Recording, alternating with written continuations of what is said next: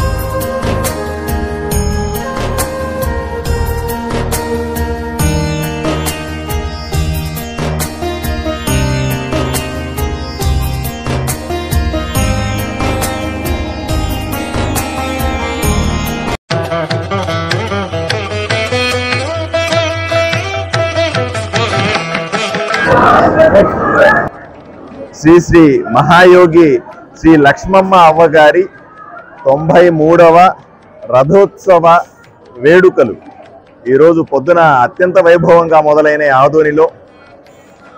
ఆదోని కానీ చుట్టుపక్కల ప్రాంతాలు కానీ పక్క రాష్ట్రాల్లో కానీ ఎక్కువగా కొలిచేటువంటి లక్ష్మమ్మ అవ్వ సంబంధించినటువంటి భక్తులందరూ కూడా విశేషంగా ఈరోజు ఆదోనికి వస్తూ ఉన్నారు.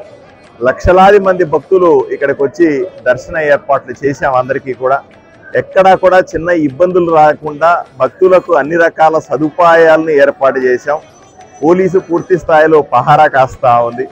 సాయంకాలం 3 గంటలకు వైభవంగా రథోత్సవం కూడా జరుగుతుంది. లక్షలాది మంది అత్యంత భక్తి శ్రద్ధలతో కొలిసేటువంటి లక్ష్మమ్మ అవ్వ జాతర, లక్ష్మమ్మ అవ్వ గారి రథోత్సవం చూడడానికి రాష్ట్రంలో నలుమూలల నుంచి పక్క రాష్ట్రాల నుంచి వచ్చే ప్రజలందరూ కూడా ఈరోజు ఎంతో సంతోషపడే రోజు, ఎంతో వైభవంగా అవ్వను కొలిచే రోజు.